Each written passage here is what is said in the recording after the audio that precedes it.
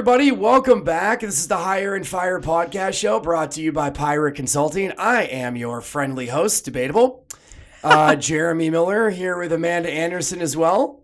I'm back. How are you? I know. I was sick for the interview with Dan Tan. Sick for a little while. That episode is either about to be launched or whatnot. I launched it today. Okay, it was launched. Our first show on DevOps is being launched, so that this is our month focused on a particular skill set. We're going to be covering that again today, and it's just Amanda and I. So this will be a really cool opportunity because we actually try to avoid this setup where we're not an authoritative voice on these technologies, right? Even though this is what our organization does in the industry that we're in. And there are certain topics / skill sets that we can talk about very coherently. And this honestly really isn't one. So what we decided to do is kind of break it down almost like a intro to DevOps type setup. Right. So if you're not in that technology and you're kind of curious, this will be a really good show for you. If you're already in that area, then this is going to be beyond remedial. And that's kind of on purpose. Like that's what we're trying to do. So we're going to do some staffing news and notes first, and then we'll cover DevOps later. So that's kind of the plan for today.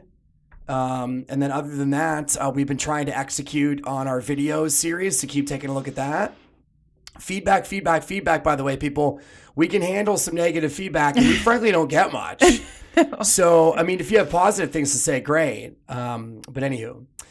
So cool. I'm happy to have you back. Thank you. I missed you in the sense of interviewing Dan because I was fine, of course, but it's always nice to have somebody else to kind of play off of or whatnot. Oh, you guys did really good. It was interesting to listen to. Dan's really good stuff. Yeah. So, okay. So let's jump into the old news and notes, and then we'll hop into the bigger topic here shortly. So a few different articles to kind of jump into. This one I found interesting. So it says the total 2020 compensation rises roughly 5% for the top staffing executives at publicly traded firms. So obviously, if it's a private company, it's tough to really know this data. So they're pulling from what they can find. I liked this article because I get it, the fact that like executives get paid. I mean, we know that. But to have an article talk about the median increase for 2020 surprised me because it was virtually a shit year for everybody.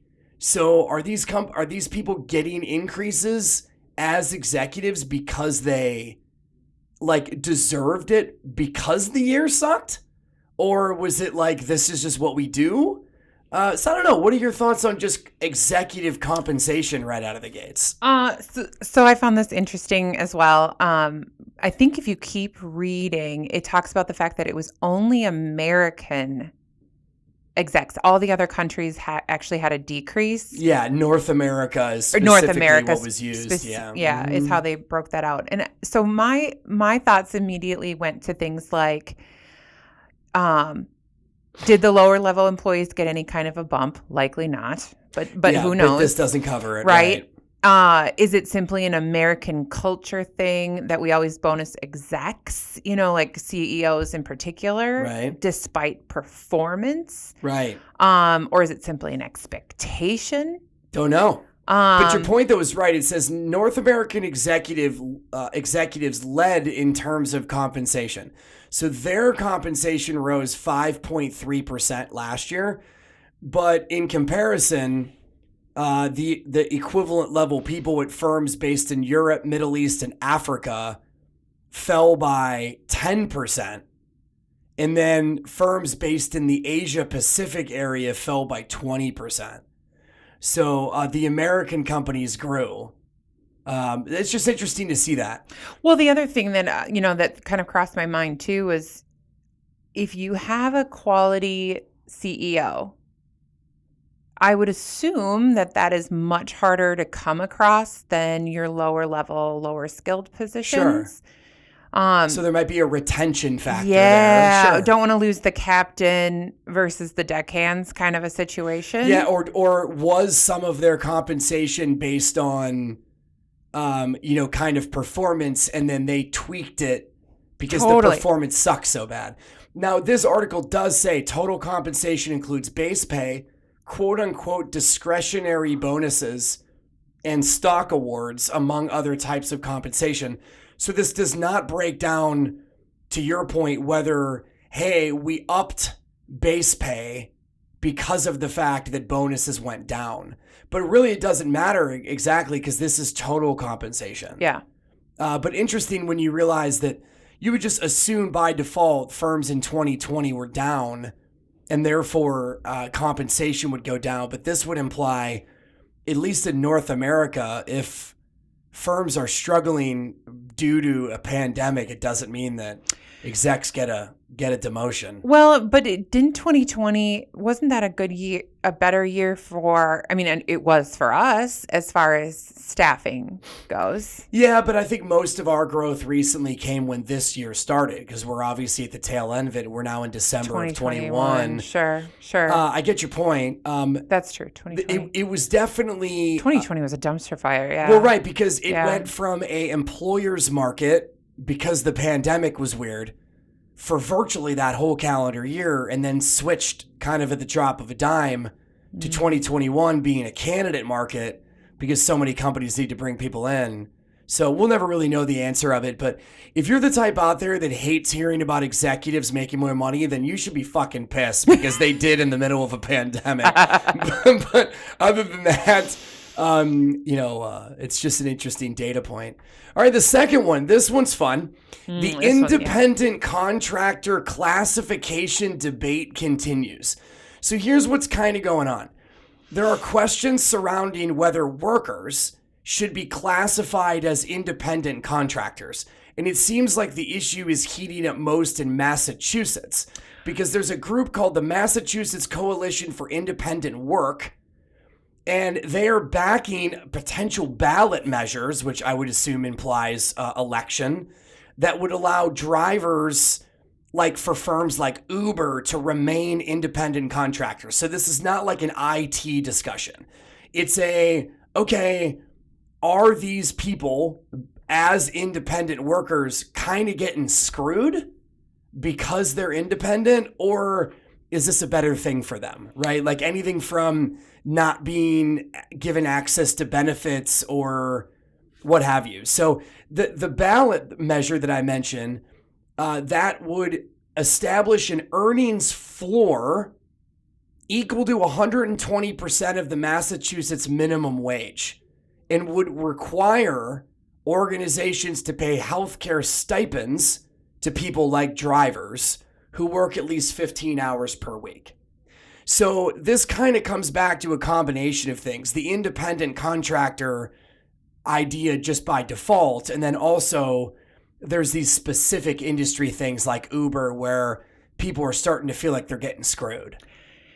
So I read the article you had sent over, and then I did some further research, because these articles are very like, here's just basic facts, and they kind of move on, right? So I wanted to find a little bit more information, because I didn't understand why and now I don't have it here, You're thinking Prop 22? No, the organization that's opposed to it. It's in this Massachusetts blah. No, not that one. It was because the Massachusetts Coalition for Independent Work is actually for it. Yes. They are a top contributor list. They have a top contributor list made up of DoorDash, Lyft, Maple Bear, which is Instacart, and Uber. So there's the Massachusetts Coalition for Independent Work, which is for this ballot thing. And then there's the Coalition to Protect Workers' Rights, which is opposing the measure. And I didn't understand why. And that's why but I know why. Yeah. So this is interesting. I mean, essentially what it comes down to is these companies are trying to basically screw these workers out of about a third of their wages. Yeah, because in this driver scenario, these are independent people, basically 1099.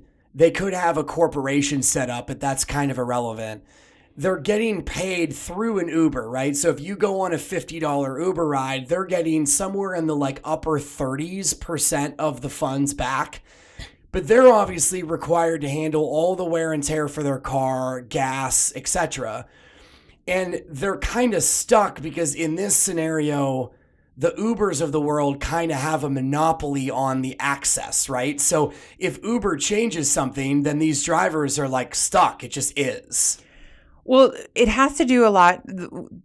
The wages and reimbursements that they're kind of battling about has to do with engaged time and unengaged time. So engaged time is about 2/3 of a driver's time, and a third of it is unengaged. So like in between rides, basically, they wouldn't get paid. And so the other thing is the petition language talks about earned paid sick time, the healthcare stipends you mentioned, and all that stuff. And it said most of the workers would actually not qualify for the benefits based on how they worded it. So because I gotcha. Because they're wording it in their favor. They're not logging enough hours or whatever the stipulation is. Yep. So they basically the wage that they would earn would fall below the minimum wage, or it was like right at it once they kind of calculated everything.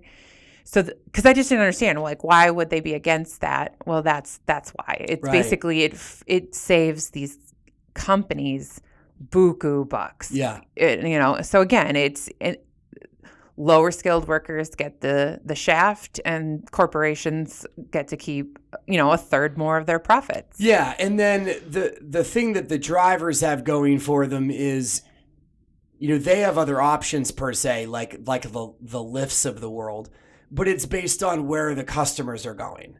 And you and I being just like in this example, being average Uber users, I would have to be personally invested in knowing that they're getting screwed in order to choose to use a different service. From my perspective, but Lyft's in this group, it's the whole shebang. They're all in it. Yeah. So, I mean, we got an interesting scenario where you have thousands of people as independents, and that does allow the organization to be able to kind of control their cost a little bit more. And in this argument, they think the drivers are getting screwed. Like for independent workers through a firm like ours, we don't do 1099. So there's a lot of tax implications that we as an organization can be held liable for, even if somebody else is skirting taxes. But we'll do corp to corp setups where we will pay someone's corporation, but that's not really what this article is debating. It's debating the fairness of access to things like consistent pay, minimum amounts of pay, living wage. And then the healthcare goes on top of that, obviously. Well, and it's a little crooked when these contributors, they're expected to funnel more than $100 million into the initiative in the next year. And they get to work closely with the drafting of the language of the policy. Yeah, which is a little one-sided per se. Exactly. So totally. It makes sense why now I understood of why the protection, what did you say? The protection, whatever, employee protection group was against it. And I get it. And it doesn't let them unionize either. Which is a little weird. Well, because they're independent. You can't unionize then. Yeah. So I get it that this is based on one industry, but you would assume if some of these things start going through that it's going to kind of snowball waterfall effect into other areas. So we'll have to see how that continues to change. Well, and I think the lesson though too is when changes like this come down, look deeper as to who are the contributors. Yeah. Who's funneling the money, because that's who wants this change. Like anything else, follow the dough. Follow the dough. Yeah. Okay, next article. IT job postings up 39% in Q3. What's funny about this is that's accurate. 39% growth in IT job postings in one quarter is a big deal. It's actually not quarter over quarter, it's year over year. So third quarter 2020 compared to third quarter 2021, it's up 39%. And that makes sense. That makes sense. I could argue that number may be even a little low. Right. Quarter over quarter, looking at second quarter 2021 into third quarter 2021 as well, it's flat. Yeah. So there really wasn't any growth in the year. It just notes an easy way of comparing 2020 to 2021. And I would see almost that as a rebound and not an actual growth. I could see that as well. And that would be interesting to look at if you compared it to, say, Q3 of 2019. But the article did not do that. Ironically, and this is kind of interesting, Jacksonville, Florida, of all places, ranks as the market with the fastest growth in IT job postings.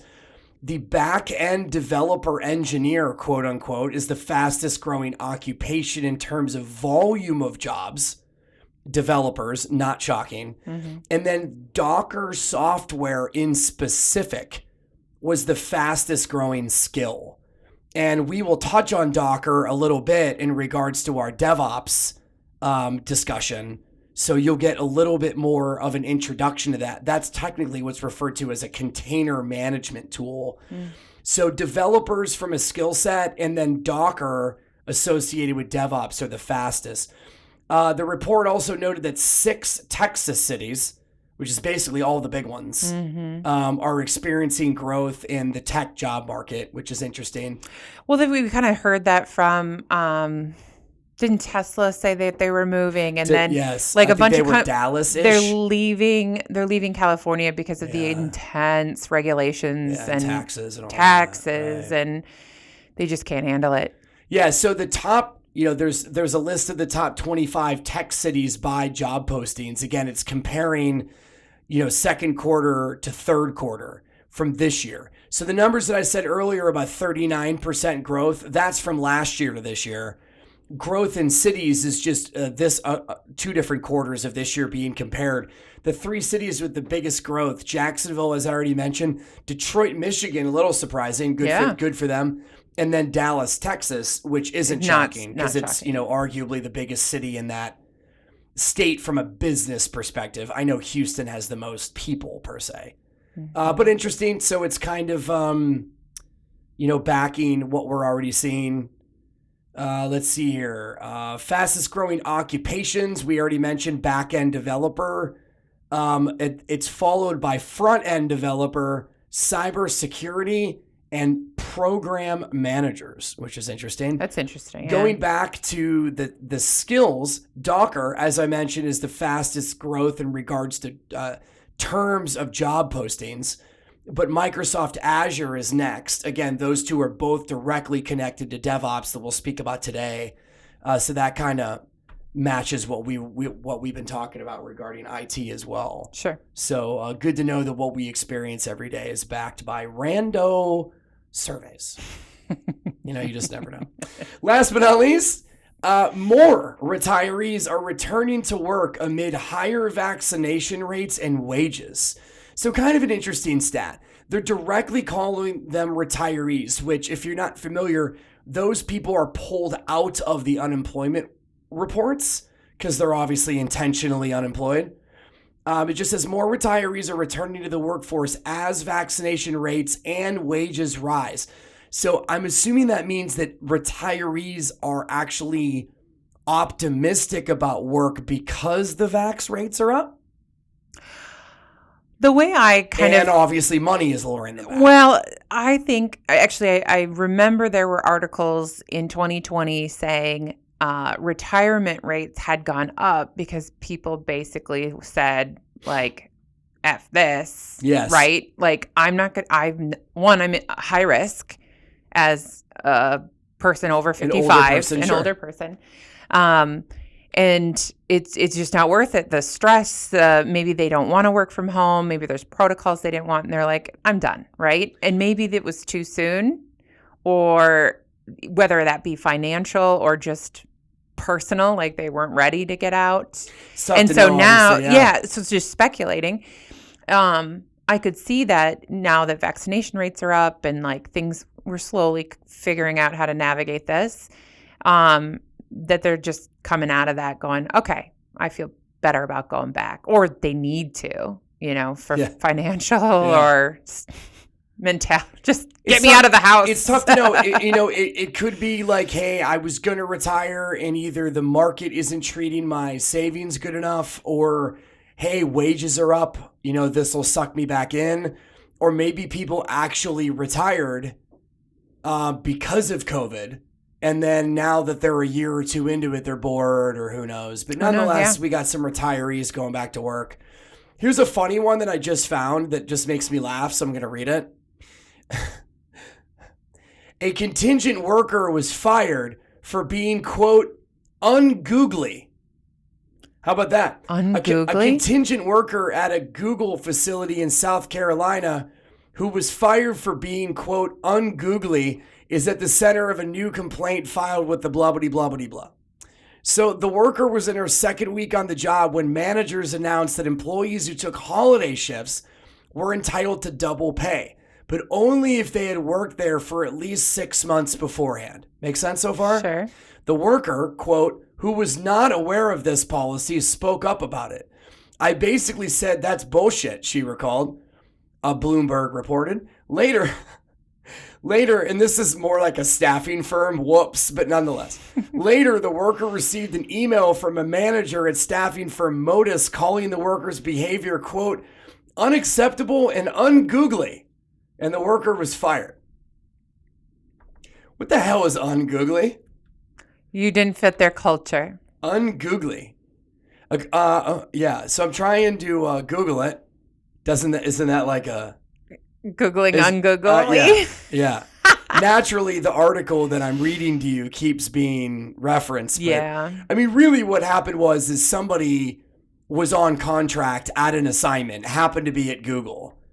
And ungoogly, I think, is just referring to the fact that you're not Google enough, because she was literally working at Google.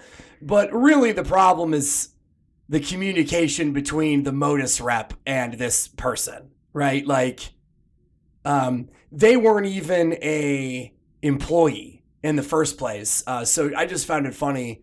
Apparently a recruiter thought it was a good idea to refer to the person's work when they let them know they were being terminated as their behavior being, quote, unacceptable and ungoogly. Not Google-like. I mean, I suppose if you're going to go down they're that saying road, you don't fit our culture. course, That's all they're saying. Hey, Which you're a selfish asshole is kind of what they're accusing you to be. But I don't know if that's necessarily ungoogly. But I don't think this would even be an article if it wasn't for that interestingly worded quote. Yeah. On what happened. But anywho, I thought there was defined policies on like compensation, just working holidays, and I didn't think that was like, hey, we can just make up shit as we go here. Like if you've worked here for 6 months. They're Google. They get to make up everything. Evidently. What an ungoogly move of Google. I don't know. All right, so let's jump into DevOps so we can keep some time going here. Woohoo. So I'm going to do my best to not bore the general public, including my gracious co-host, with a lot of different reading, but we want to cover the basics of DevOps, high level, give you some of the background, and here's why. DevOps is confusing to a lot of people because it's actually a methodology at heart. And it's not just a technology. Now, technologies have been wrapped around all this stuff, so it's even more confusing per se. But basically, DevOps is the combination of philosophies, practices, and tools that increase an organization's ability to deliver applications and services at high velocity. So it basically is enabling a company to do things faster. And more responsive. Yes. So the goal of DevOps, the entire goal, quote unquote, is to shorten the systems development lifecycle, which is just code for when a company is building something, a lot of times an application, whether they use it internally or for the random public. So they want to shorten the development lifecycle while delivering features, fixes, and updates that align with the objectives, right? So how can we do this quicker? And the basics came out, and I'll read some of this, on the fact that developers just generically were kind of doing their thing, and they never communicated with the infrastructure people on what the hell this app needs to run properly. Correct. And vice versa. So the infrastructure people were just rolling out their stuff, not even really considering what the hell is going to be sitting on it. So that's the idea. Mm-hmm. So according to the history, if DevOps had a birth certificate, the father's name, which is an interesting way to word it, would be Patrick Dubois. So Patrick, back in 2007, was working on this big data center project for a random organization. It doesn't mention. He was in charge of testing. So during this part, he was frustrated because the projects are constantly switching back and forth between the development side of the problem and the silo of operations on the other side of the fence, which is him. So they'd have an issue and it would be thrown over to development, and then he would wait and then they would throw it back over to him. So he realized that a lot of time and effort was being wasted navigating the project between two different worlds. Mm-hmm. So they were trying to figure out a way to bridge it. Right. So far so good. Are we doing okay? Yep. Which is, I think it's funny that it's only, that discussion only started in 2007. Right. I mean, it wasn't, isn't that funny? It was, 14 years ago, 15 years ago. In 2007, I mean, was not long ago. I mean, in my mind, I get it, the older I get, the more. So basically, developers and these operations people had separate and very often competing objectives, right? Different leadership. Different KPIs, the key performance indicators on how they were judged or even compensated. They often worked on separate floors and even in different buildings, right? So you got these people kind of stuck. So basically what happened is these different teams literally were only concerned with their own crap, right? Mm-hmm. Whatever it looked like. And you'd lob it over the fence and go, your problem now. So this discussion of Patrick is where the two communities came together and started talking. Some of the people that are credited are Patrick Dubois, of course, Gene Kim, and John Willis, who were driving the conversation. So apparently the interest at the beginning was a little tame. So for a couple of years, nothing happened. But apparently in 2009, there was a talk given by a couple of gentlemen called 10 plus deployments a day. And ironically, this Patrick Dubois just happened to watch the video at his home in Belgium, and it made sense to him. So he realized that this might be it. So he actually put out a call to those peoples to get them together and start discussing this. And he named the event DevOps Days. So literally just combining them. Dev for developers or development, ops for operations, or whatever word you want to insert. So that was basically in 2009. So it really only was named, quote unquote, like 11, 12 years ago. Yeah. Yeah. So essentially both sides of the fence started expressing some interest, and apparently, shocker, Twitter started a fight over this. So basically both groups were like arguing, and they were getting hashtags on Twitter to be able to get like this thread going. And that's where the hashtag DevOps was coined in order for people to jump on the train, is kind of what happened. Mm-hmm. So that's where everything started, per se. So beyond that, afterwards, there a lot has taken place, and then I kind of just broke down basics, and this gets into be some technical shit, so I'll try and go quickly and be generic. How we doing so far on the generic description? It's digestible if you're not IT, right? It's all right. Yep. Okay. I don't know if that's gonna last. we'll see. So, this is the section of the notes you lost me a little. It's a little tough, right? So there's a lot of different types of tools, and I'm going to rattle them off. This is the groups of tools: version control, container management, performance monitoring, deployment, etc. There's about 8 or 9 of them. Okay. So basically these different areas are tools that were built to start actually being able to do this more efficiently. So if you're familiar with this area at all, you'll be familiar with some tools called things like GitHub or GitLab. Those are examples of version control. So they basically are a way to track changes over time. So the reason why that's cool for them is they record changes so that specific versions can be recalled later. It's kind of time stamping things that are clumped together. And that's really nice coming from like my development side of my previous work is you'd try something out, and if it didn't work, the work to like back all that up can be kind of a pain in the ass, right? So then you have version control and you're like, fine, I'll just go back to the original. Right. Or like halfway through, maybe it was fine. So you wanted to go back to that point. Yeah. So a practical example would be like if you back up your iPhone to like your laptop, for example. There's a time date stamp of what your iPhone looked like then. If you back it up a month later, it's going to be really similar, but technically now you have two different quote versions of what you could just kind of recall quickly. So these versions kind of encompass a few different things that the industry generically calls container management. So it's basically a way to automate the creating and deployment and scaling of these things. So like everything is kind of all in one package.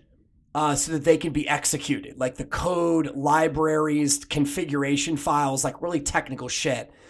And those tools, the two very common ones are Docker that we mentioned earlier, and then Kubernetes, which is very, very well known. So those are in examples. There's other things like application performance monitoring and server monitoring. So they are two different things. How does the application perform? And then how do the servers that these freaking apps are sitting on perform? Right. If the app's kicking ass, but the servers suck at it can't handling contain it, or vice versa, right? So and I know I'm clumping two areas together, but app dynamics is one of the monitoring, and then a really common one that a lot of people know for deployment and server is Splunk. That's very well known. One of the arguably the most common terms that are added into a DevOps job description have to do with configuration management. These are things like Chef and Puppet and Ansible. So these are literally tools that make changes and deployments faster, and they remove the human error. So it's literally just the ability to deploy quicker, and a lot of this has to do with scripting. Yep. There's deployment tools specifically, like Jenkins, that those two confuse me. I get confused between those two tools. And then after that, it kind of goes into things like testing and codeless testing. So one of the most common automation testing tools nowadays is Selenium.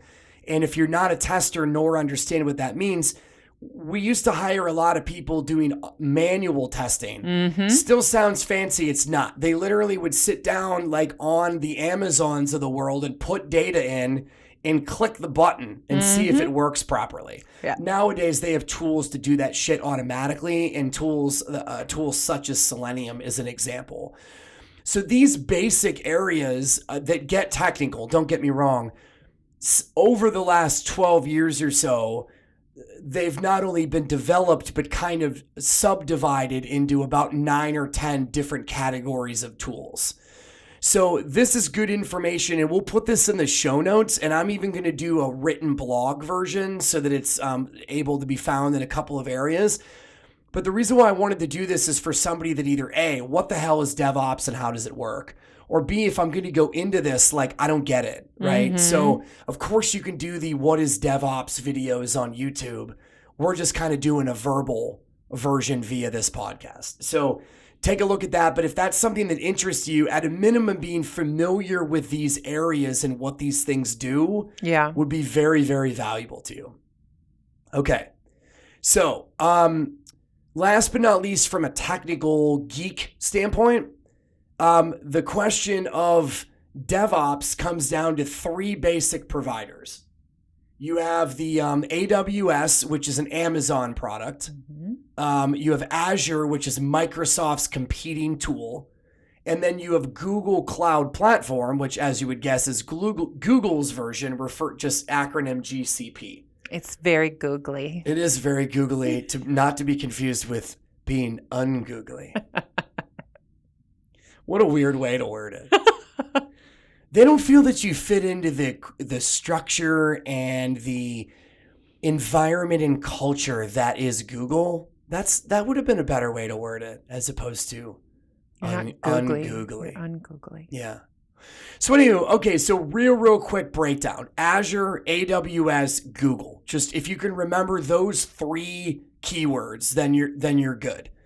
These are what's referred to as IaaS, which is just infrastructure as a service. So literally, it is full-blown third-party outsourcing.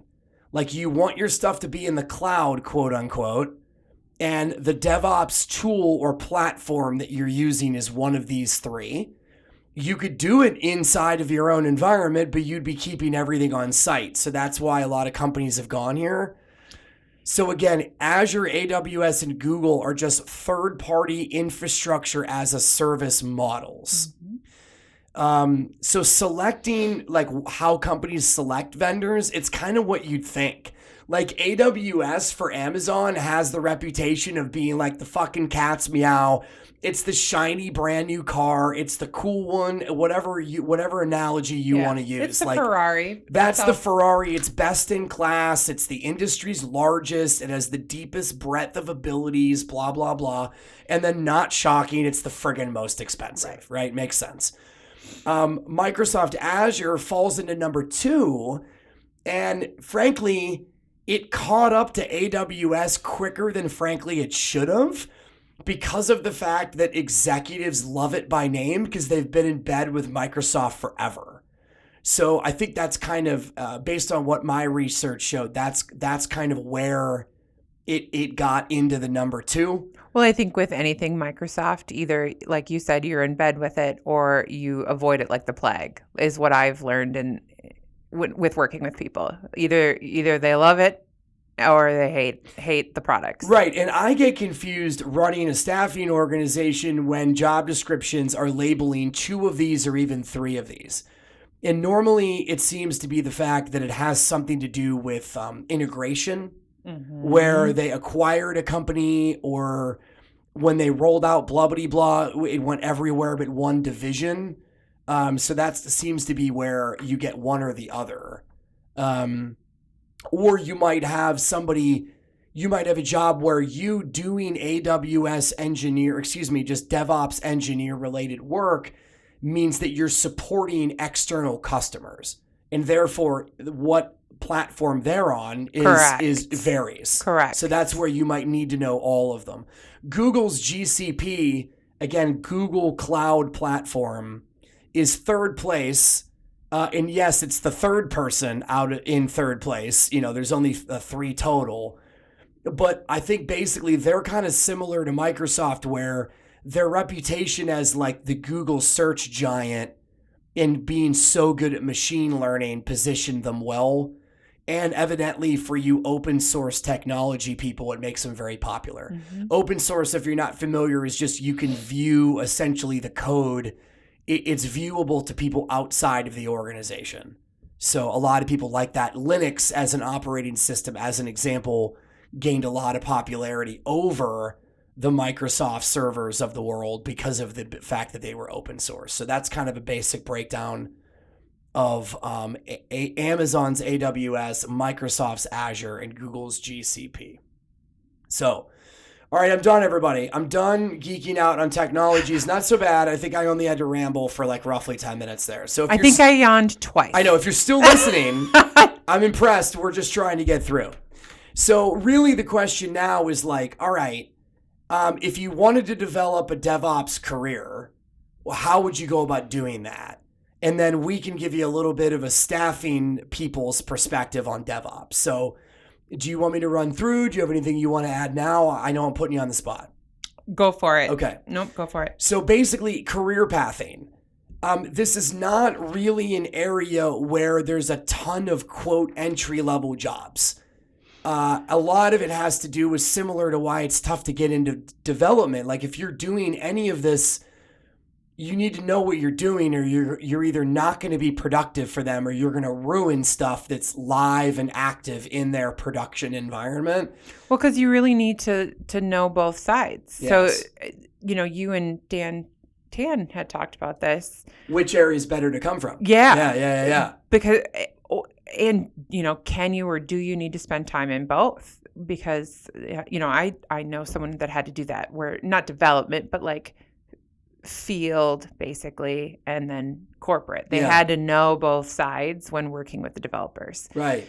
So is this similar of like, okay, you have to be able to code, maybe? Yeah. So Dan's answer, please do check out the show. Dan's awesome. He is what's kind of referred to as a systems reliability engineer, which is a very common skill set. And he didn't really pick a side per se. Nope. And the what I got from him on that was it kind of doesn't matter. If you're growing up in the development world, you obviously know how to code and you're good at that. And you know everything that needs to be done to roll out productive software or whatever. But you don't know anything having to do with the infrastructure side, and then vice versa. So you just have something to learn no matter what direction you're coming from. Mm-hmm. So if you're in college right now, for example, and you're like a comp-sci major, if you want to be in DevOps, there's really no like silver bullet path here. It really doesn't matter. But I'll list some of the things that you can do. So the career path that I read up on, a few different articles, I kind of combined into a basic step flow of what to do. So programming knowledge. So if you're not good at any of this stuff, then this is some of the things you would need to learn to have a shot at going down the DevOps career path. So you need to be solid at debugging code, database changes, or automation of deployment processes. So the basic advice there is learn scripting languages like Python, Perl, or Ruby. So that's one area to go. Sure. If you don't like coding, then this probably isn't a skill set for you. Like I fall in that camp as an example. If you've never done coding, then that would be a good place to start because you'll learn pretty quickly whether you like it or not. The second thing is Linux. Linux is kind of the operating system that tends to be utilized in this area. So even if you're not like a systems administrator, just understanding the basics of Linux, concepts, anything from like processes to how memory works. So like literally just Linux overview. And the third thing would be software deployments. So getting semi-familiar with things like Puppet or Docker to practice deploying applications. So in theory, if you were going to be this person, you were really geeking out about it, if you have some of this stuff set up at home, like a test environment, this is where you would play around with that. Again, tools like Puppet and Docker. And there's a few others, like just understanding why in the hell companies utilize infrastructure as a service, which is just understanding the basics of what the hell Azure and AWS are, things of that nature. One that I found interesting and surprising was network and security. So just understanding the basics of networking, which is just basically how data moves in and out of a company, and then security, just the basics, so that you can be coherent. You're still, in my opinion, going to struggle to find a quote entry-level job. I would argue that you probably will have to stepping stone 2, 3, 4 different jobs, just earning your stripes on the way up, whether that's development or project management or infrastructure, like just get into IT. And then based on your work outside of your current job, learning some of this stuff, you might have a chance to be a little more dangerous on your chances to get into DevOps. Mm-hmm. Good news or bad news, depending upon how you look at it. Everything kept saying the minimum timeline of time investment is 6 months. And that's just to know the basics. So I would argue there really isn't a really successful degree in this arena yet. Agreed. Experience trumps education in this arena anyways. But they're probably going to want you to be educated. Well, that certainly isn't going to hurt. That's for sure. But I would 6 months isn't that long. No, but you have to understand that would be you learning these concepts and getting familiar outside of what you're already doing.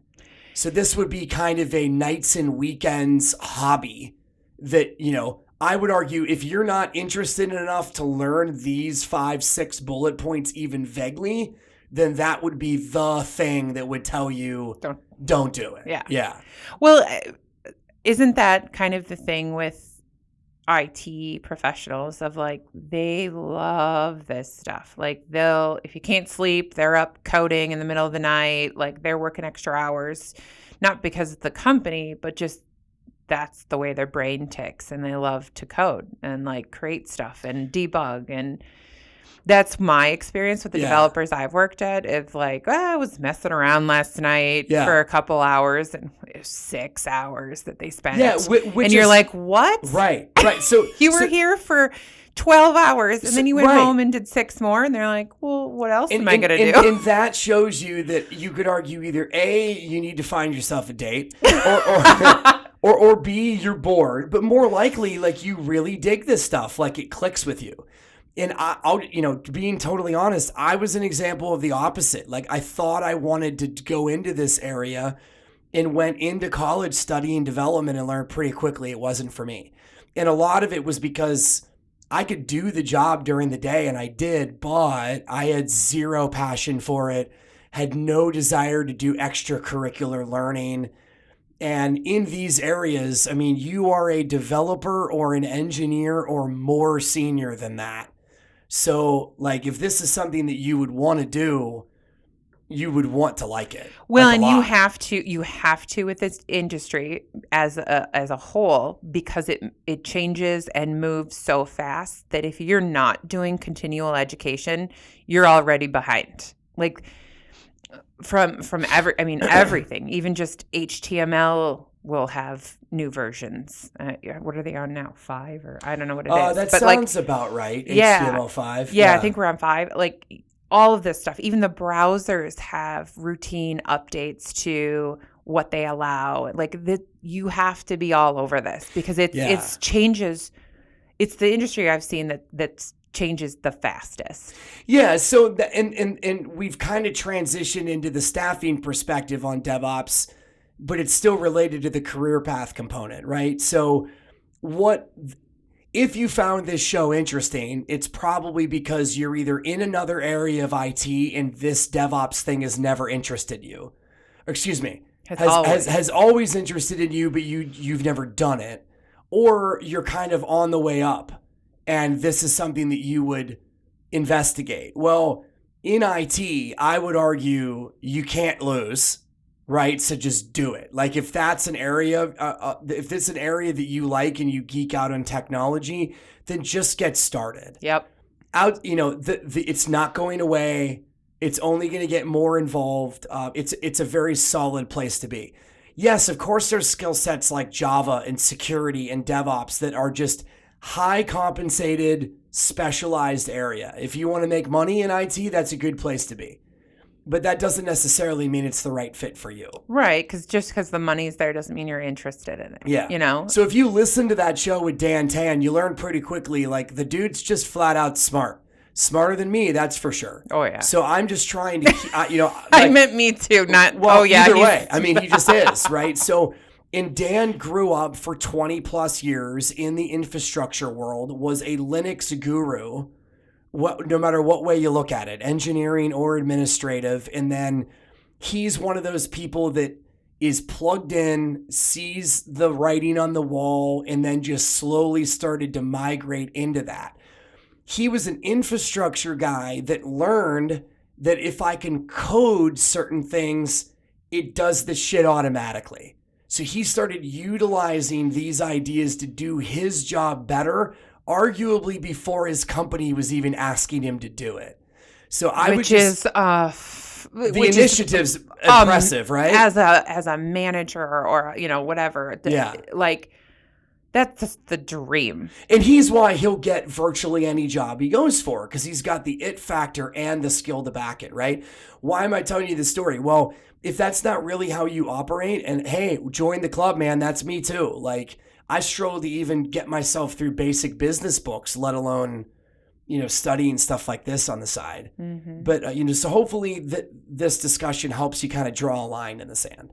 So, again, we're going to put these notes in the show notes and write a separate blog about it. That'll be hopefully a good resource to kind of look at that again. Or maybe just this show helped you kind of settle the debate in your head. Because I'd say if you're questioning it, then it's probably not a fit. Wouldn't you agree? Probably. Yeah, probably. So just in general, though, DevOps has been a very hot skill set for years, and I don't anticipate that going away. I would argue the opposite. Like if you're a systems administrator or just a run-of-the-mill developer and you're not implementing some of these things into your world, you could, there's an argument to be made that you're slowly but surely getting behind.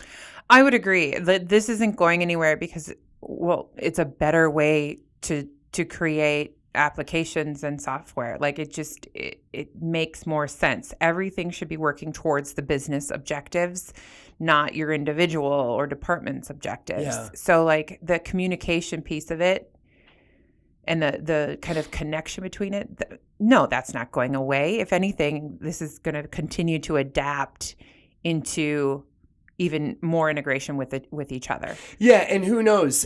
Like all of this is cyclical, and you long-term IT people will be laughing at this.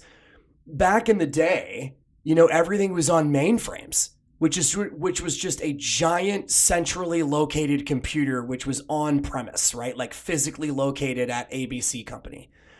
Then in the 90s, in 2000s, we started going away from that, and everything went to 8,000 different servers in different workstations. Slowly but surely, since that time frame, it's just a cycle. So because now we're back to the main one, but it's in the cloud. Correct. We're back to what the mainframe used to be. Clearly better technology, but now it's off-site and in the cloud, which is your point. And then they being the smarter people that run this stuff are really starting to mature what those jobs look like, and they're starting to blend together. I would say as long as they can maintain security, affordability, and customizations, it should stay on it should be on a main one, because the individuals, while yes, it's just you're not, if you get hacked, a bunch of other websites or whatever aren't getting hacked. So yes, I understand that. But if they can get the right security, which is also ever evolving and very fast, and it just makes sense from just a bulk standpoint of keeping everyone's standards the same, the standards of security and the standards of the code and all that stuff. I mean, well, and the tough part about this, really the bitch of it, is these tools that I rattled off earlier, and these are in different skill set areas, but Python and Perl scripting or the Dockers of the world, etc., like those are just presently the most popular. Yeah. So that's the part that's tough because they're constantly evolving and changing. Correct. But once you're good in an area, normally you can utilize those skills to continuously be employed. But, hey, just because you're good at Jenkins doesn't mean that tool is going to be the most prominent. Right. So being plugged in to what's next is a big deal. Yep. Which, again, for a lot of people, that's not the thing. And we're not in the medical field where you need like certain numbers of continuous education to like get recertified or get your license re-upped. This is kind of on a little bit of the honor system in the sense that if you don't keep up, you're just running the risk of falling behind. Correct. So that's the tough thing there. Your hireability. Yeah. If you're not staying modern. And it started with a methodology where it's like a thought process, kind of a how can we do this better? But now it's kind of morphed into more technology as opposed to just, hey, how come the developers don't talk to the engineers that are building the infrastructure? It's ingrained enough in most companies, that is. So maybe from a career pathing standpoint, if you were trying to get into this, I would argue, and I bet you there's people that disagree, I would be trying to find the lowest level role in an organization that is really mature at this. Sure. From our experience, companies that are trying to integrate more and more DevOps, like they are trying to bring in the people that can do this with their eyes closed first. Yep. And then mature to something bigger next. Correct. Like Dan and I talked about that where like, hey, would you rather go into a dumpster fire where you can fix it or go into like this pretty little environment? And he was pretty honest being like, just kind of depends. Like, do I want a challenge? Do I like the idea of being able to like really give input on what tools we're using? Right. Maybe. Or maybe I'm having a year where I don't want to do that. I just want to go in and kill it. Yeah, and that's totally cool too. That's the part that I always thought was fun about contract work, that, based on your mood and life situation, you can adjust the type of jobs you go after, because they're a certain period of time and then you go do something else. And in IT, from a contracting perspective, you can definitely make more money on contract regardless of what your skill set is. Oh, really? You typically end up being converted if you go contract to hire at a arguably lower salary than what your hourly rate was. So basically, as your skill set gets more senior, like generically, if you're a help desk person and they're going to convert you at, let's just say $40K, you're probably making roughly $20 an hour on contract, which is about the same money. But the higher your skill set gets, the more likely that your salary is lower than the hourly rate you're getting.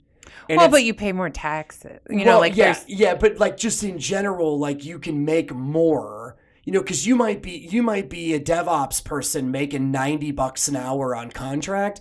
That's about $185,000 a year. Right. But you probably aren't going perm at $185. No, because the reason the contract's higher is because you don't get holiday pay, you don't get PTO, you don't get benefits. But you're also getting paid for the lack of stability. Do you know what I mean? Right. But like if you feel like you're in Dan's shoes, where you have really good interpersonal skills and your skills are really sharp, aka you get most jobs that you go for, then there's a real argument to be made that you should stay contract. Yeah, for sure. Financially speaking. So, but pay rates in general is the last thing I wanted to mention about that regarding DevOps from a staffing perspective, because they're really solid. So that's one of the main reasons why people are pulled into that skill set. Security's been the same way for a while. Like if you're solidified, you can make really good dough. Like I had somebody ask me off the record, can I make 200 as a DevOps engineer? And I'm like, I think you could on contract, getting your 110 an hour, but to get a sizable organization to salary you at 200, I mean, you're probably making $50,000 more than the manager of the department. Yeah. So it just gets a little dicey there, but nonetheless, a very financially stable area. So again, a lot of geeked out technology on this episode, but we wanted to cover it because we knew that it was required. Again, take a look at the show notes for all the information. We're going to do a blog about this as well to make sure that it can be read as opposed to just listened to. And then feel free and let us know if any of this is interesting, like maybe we should dive deeper, as an example, into maybe more of the differences between Azure and AWS or whatever. So other than that, thank you for listening. Podcast number, I don't know. I take a lot of... remember. I don't remember. But we're going to come back more next month. Shut the hell up is going to be really interesting. In December, we're going to have 2 different shows on sex, religion, and politics in the workplace. That's a tough topic to begin with, and Amanda and I end up on different sides of the fence through some of these, so that'll be really cool. So take a look. That one will be fun. Yeah, that'll be. There's going to be some F-bombs in that sucker for sure. I can guarantee that. All right, signing off on the Hire and Fire podcast, brought to you by Pirate Consulting. Check us out on our website, piraconsulting.com. That's PIRA consulting.com. LinkedIn, Facebook as well. Our website has a ton of information about what we do and open jobs. Feel free and hit us up on any of these posts as well. And we'll see you next time talking about the very controversial topic of sex, religion, and politics. Thank you for listening to the Hire and Fire podcast, brought to you by Pirate Consulting. Please check us out online via LinkedIn, Facebook, Instagram, YouTube, or at our website, pirateconsulting.com. That's PIRA consulting.com.